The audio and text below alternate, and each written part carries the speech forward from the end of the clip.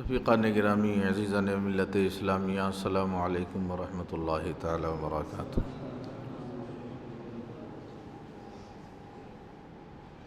بسم اللہ الرحمن الرحیم، نحمدہ ونصلی ونسلم علی حبیبہ الکریم، اما بعد فاعوذ باللہ من الشیطان الرجیم، بسم اللہ الرحمن الرحیم۔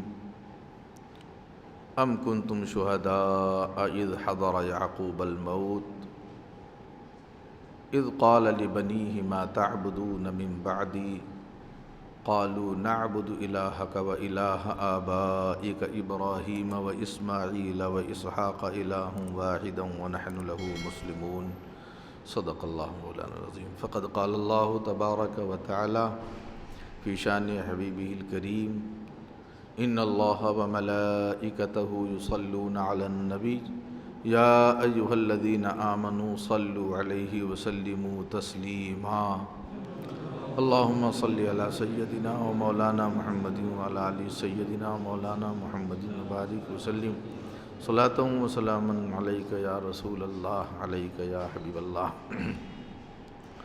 قرآن پاک کا یہ جو مضمون چل رہا ہے وہ خاص طور پر اہل کتاب جو اپنے کو کہتے یہود و نصارہ، یہ مضمون میں زیادہ تر گفتگو انہی کے حوالے سے ہو رہی ہے، چونکہ ان کی کتاب جو اللہ کی کتاب تھی اس کو انہوں نے اپنی کتاب بنا ڈالا،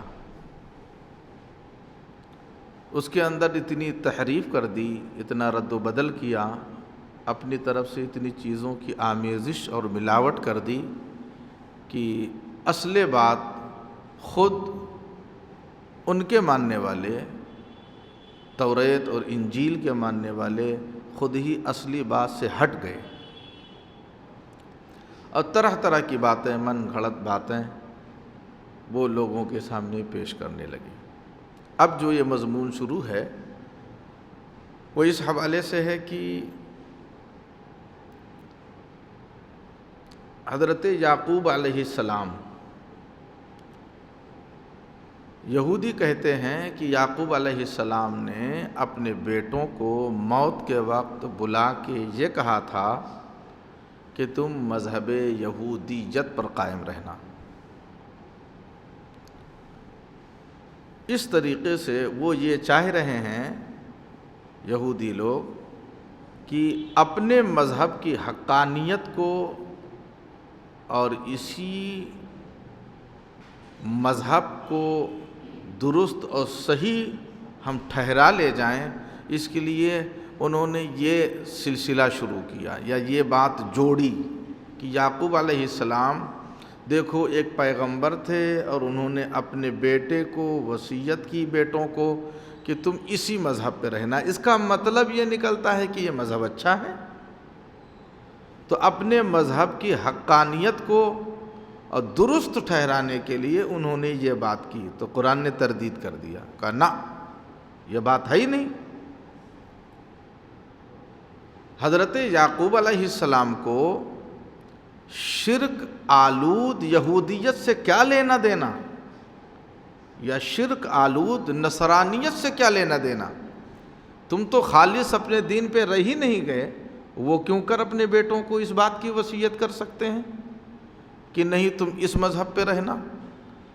ام کنتم شہداء، بلکہ تم میں کے خود موجود تھے، اذ حضر یعقوب الموت، جب یعقوب علیہ السلام کو موت آئی، جب ان کی جاکنی کا وقت قریب ہوا، روح کا فرشتہ ان کی روح لینے کے لیے آیا، اس وقت انہوں نے اپنے بیٹوں کو بلا کے جو بات کی تھی، کیا کہا تھا؟ اذ قال لبنیہ، جبکہ انہوں نے اپنے بیٹوں سے فرمایا ما تعبدون من بعدی، میرے بعد کس کی عبادت کرو گے، کس کی پوجا، کس کی پرستش کرو گے؟ قالوا نعبد الہک، بولے ہم پوجیں گے اسے جو خدا ہے آپ کا. قالوا نعبد الہک، ہم اس کو پوجیں گے جو آپ کا معبود ہے. وَإِلَٰهَ آبَائِكَ، اور اگلوں کا جو معبود ہے. اگلوں میں کون لوگ؟ ابراہیم و اسماعیل و اسحاق. ہم تو پوجیں گے ابراہیم کے معبود کو، اسماعیل کے معبود کو اور اسحاق کے معبود کو. یہ بات کہی تھی حضرت یعقوب علیہ السلام کے بیٹوں نے جب انہوں نے پوچھا تھا کہ کس کی پرستش کرو گے، کس کی عبادت کرو گے. تو جواب ان کا یہ تھا. اور یہودی کہتے ہیں کہ نہیں، یعقوب علیہ السلام نے کہہ رکھا تھا کہ تم یہودیوں کے مذہب پہ رہنا، یہودیوں کے دین پہ رہنا. قرآن عظیم کا جو اسلوب ہے اور یہ جو بیان ہے بڑا سلونا ہے اور حکمت سے پر ہے. یہ گفتگو کو اور اس آیت کو صرف و صرف حضرت یعقوب علیہ السلام اور ان کے بیٹوں تک محدود کر کے بات نہیں کی جا سکتی ہے. اس کے اس پہلو پر بھی بات کریں گے تب بات روشن ہوگی، اور تبھی یہ قیامت تک کے لیے ہدایت والی کتاب ہوگی. اگر مخصوص دور، مخصوص زمانے، مخصوص لوگوں کے لیے اس کتاب کو مان لیا جائے تو پھر یہ قیامت تک کے لیے کتاب کیسے ہو سکتی ہے؟ اور یہ کتاب تو قیامت تک کے لیے ہدایت کا سامان ہے. اب اس میں ایک جو پہلو نکل کے آ رہا ہے وہ یہ کہ صرف اتنا جواب دے دیتے ان کے بیٹے کہ ہم جس کی عبادت آپ کرتے ہیں اسی کی ہم کریں گے. اتنے لوگوں کا نام لینا، ابراہیم، اسماعیل و اسحاق، یہ جو انبیاء کرام کی جماعت کا جو نام لیا ہے، تو اس سے پتہ یہ چلتا ہے کہ جس مذہب پر اور جس دین پر صالحین ہوں، اللہ والوں کی جماعت جس ڈھرے پر ہوں، وہ سند ہے کہ وہ ڈھرا صحیح ہے، وہ دلیل ہے کہ وہ راستہ درست ہے. ایک شخص کا نام نہیں لیا، ایک پیغمبر کا نام نہیں، ابراہیم، اسماعیل و اسحاق. اسی لیے تو فاضل بریلوی نے کہا ہے، لحد میں عشق رخ شہ کا داغ لے کے چلے، اندھیری رات سنی تھی تو چراغ لے کے چلے. اندھیری رات سنی تھی تو چراغ لے کے چلے. اور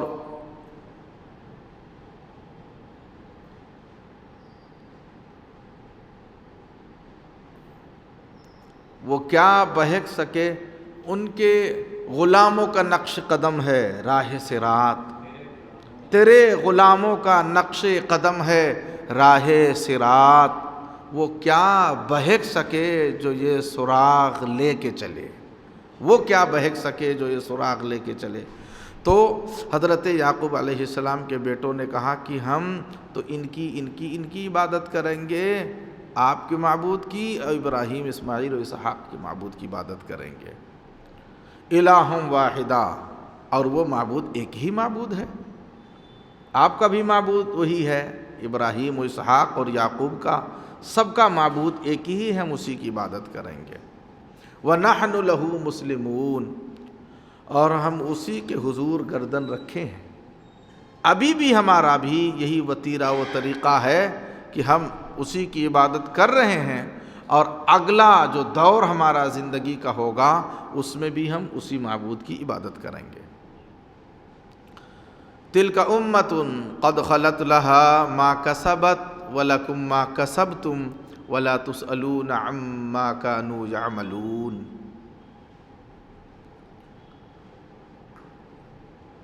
یہ ایک امت ہے کہ گزر چکی،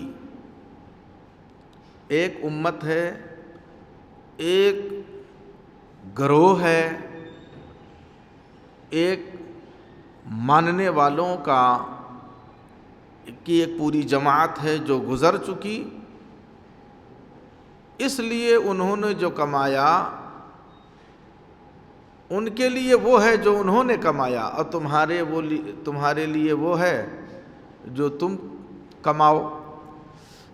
یہاں اس آیت میں اس بات کی طرف اشارہ ہے کہ یہودی یہ کہتے تھے ٹھیک ہے ہم گنہگار صحیح، ہم خطا کار صحیح، لیکن جس کے ہم پیروکار ہیں وہ تو نیک ہیں، وہ تو نیک ہیں، ہم گناہ کرتے رہیں گے اور ہمارا کام یوں چل جائے گا، ہم بخش دیے جائیں گے۔ تو قرآن نے اس کی تردید کی، کہا نہیں ایسے نہیں ہوگا۔ تلک امۃ قد خلت لہا ما کسبت ولکم ما کسبتم، ایک امت ہے جو گزر چکی، ان کے لیے وہ ہے جو انہوں نے کمایا، تمہارے لیے وہ ہے جو تم کماؤ گے۔ مطلب یہ ہے کہ یہ جو بدنی عبادت ہے، نماز روزہ، وہ کوئی کسی کو منتقل نہیں کر سکتا ہے، ٹھیک ہے؟ آپ کوئی شخص مان لیجئے پوری زندگی نماز نہ پڑھے، یا وہ بہت مصروف ہو اور ایک مولوی صاحب کو لے لیں اور کہا لیجئے 20,000 روپیہ مہینہ، اور آپ ایسا کریے کہ 5 وقت کی نماز نہایت خشوع خضوع کے ساتھ ہمارے لیے پڑھتے رہیے، تو یہ نہیں ہوگا۔ یہ عبادت دوسرے کی طرف نہیں منتقل ہوگی، یہ بدنی عبادت ہے، جسمانی عبادت۔ ہاں مالی عبادات ہیں جو دوسرے کی طرف منتقل ہو سکتے ہیں، یعنی ان کا ثواب دوسروں کو دیا جا سکتا ہے۔ بعض لوگوں نے اسی آیت کے ذریعے سے جتنا کچھ ایصال ثواب ہے، تیجا، 40واں، قرآن خوانی، ایصال ثواب، جتنا کچھ ہے، اسی آیت کو دلیل بنا کر کے کل کا کل مسترد کر دیتا ہے، اور وہ کہتا ہے کہ کچھ نہیں، لہا ما کسبت ولکم ما کسبتم، جو تم کماؤ گے وہ تمہارے لیے ہوگا، جو انہوں نے کمایا وہ ان کے لیے ہے، لہٰذا آپ کسی کو کچھ نفع نہیں پہنچے گا۔ لیکن ہرگز یہ نہیں ہے، حضور صلی اللہ تعالیٰ علیہ وسلم کی متعدد احادیث ہیں اس سلسلے میں کہ حضور صلی اللہ تعالیٰ علیہ وسلم نے مالی عبادات کو، صدقات کو، خیرات کو، اس کا ثواب دوسروں کی طرف منتقل ہوتا ہے، اس کا ثواب دوسروں کو ملتا ہے، اس کے ثبوت بے شمار ہیں۔ اب میں اس طرف جاؤں گا تو گفتگو زیادہ لمبی ہو جائے گی۔ کہتے ہیں وَلَا تُسْأَلُونَ عَمَّا كَانُوا يَعْمَلُونَ، اور ان کے کاموں کی تم سے پرسش نہ ہوگی۔ مطلب انہوں نے جو کچھ کیا، اچھا کیا تو وہ اپنے اعمال کا حساب دیں گے، اور اگر برا کیا ہے تو وہ اپنے برے اعمال کا حساب دیں گے۔ دوسرے سے نہیں پوچھا جائے گا، دوسرے کے بارے میں دوسرے سے نہیں پوچھا جائے گا کہ بتاؤ اس نے نماز نہیں پڑھی تھی تو تم کہاں تھے، نہیں پوچھا جائے گا۔ یہ اس کی طرف اشارہ ہے۔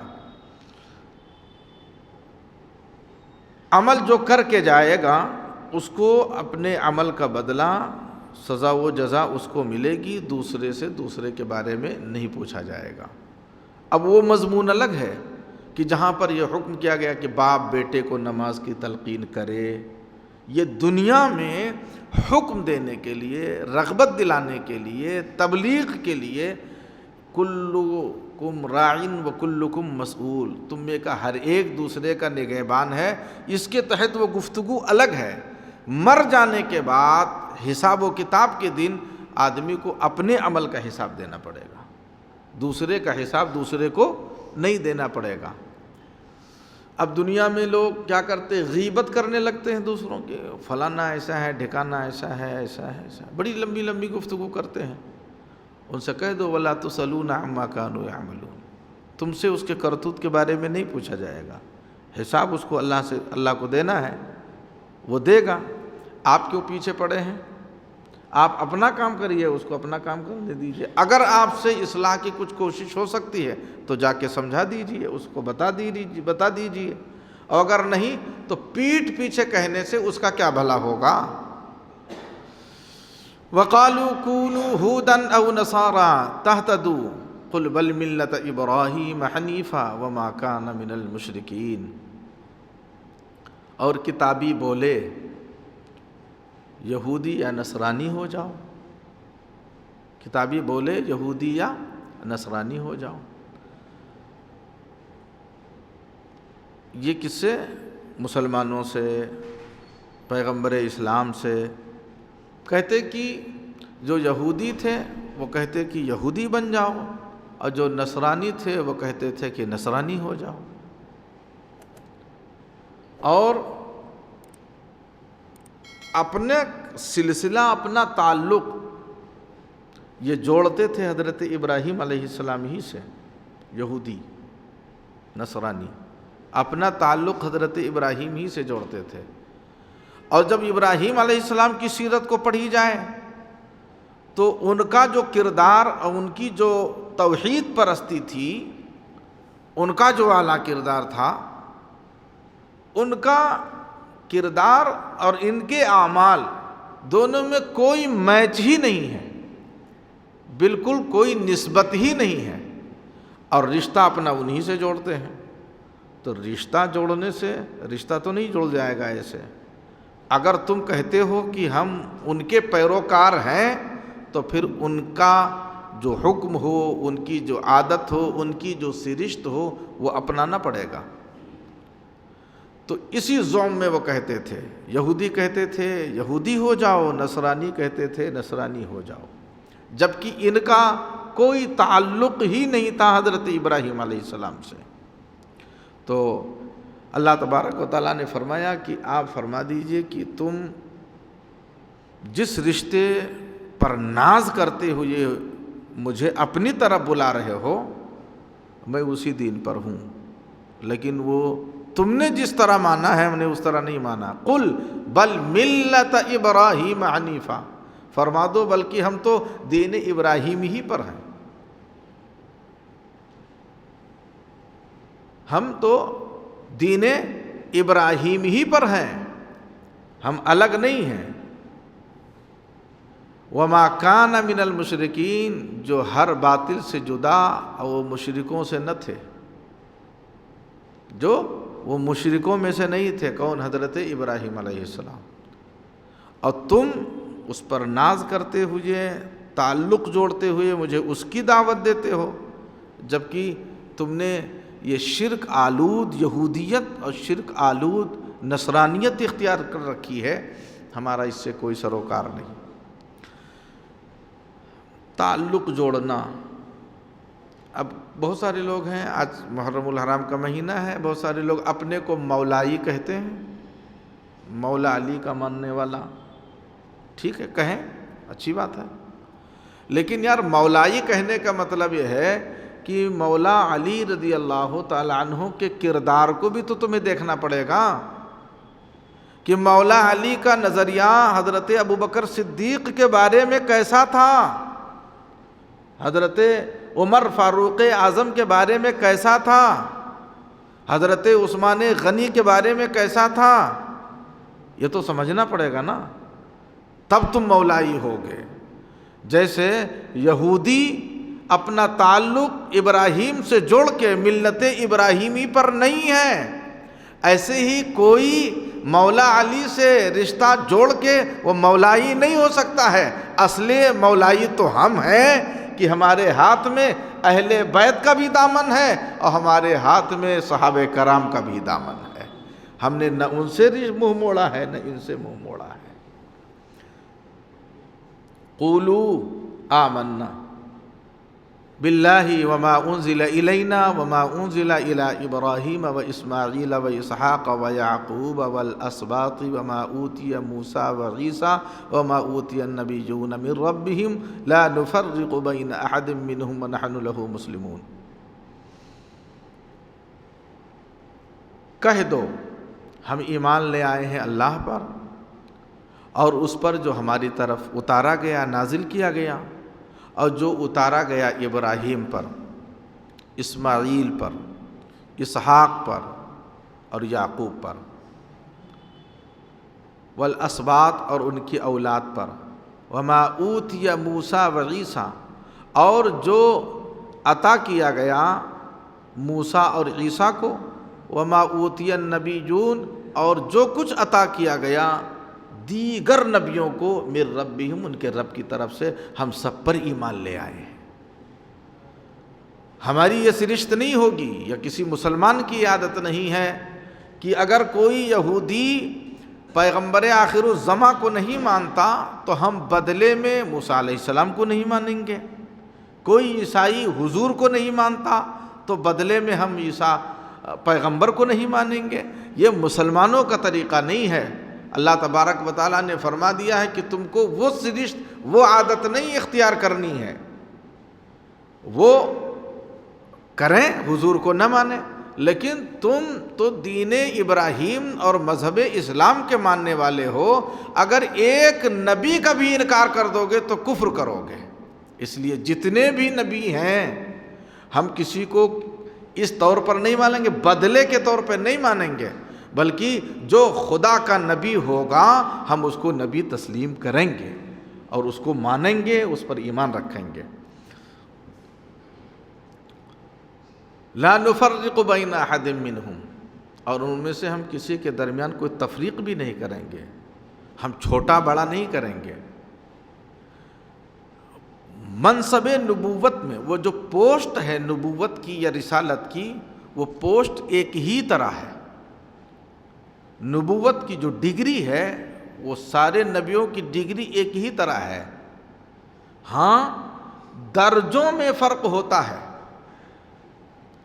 ایک ڈگری ہے نا نبی ہونا، نبوت ایک ڈگری ہے جو اللہ کی طرف سے ملی، رسالت ایک ڈگری ہے، تو ایز اے ڈگری سارے نبی برابر ہیں، لیکن اللہ تبارک و تعالیٰ نے کسی نبی کا رتبہ بلند کیا ہے اور کسی کا اس سے بلند کیا ہے، جس کو قرآن ہی نے دوسری جگہ کہا تِلْكَ الرُّسُلُ فَضَّلْنَا بَعْضَهُمْ عَلَى بَعْضٍ، ہم نے بعض کو بعض پر فضیلت دی ہے، لیکن نبی ہونے کی حیثیت سے ہم کسی میں فرق نہیں کریں گے۔ لا نفرق بین احد منہم ونحن لہ مسلمون، اور ہم اللہ کے حضور ہی گردن رکھے ہوئے ہیں۔ وآخر دعوانا الحمد للہ رب العالمین۔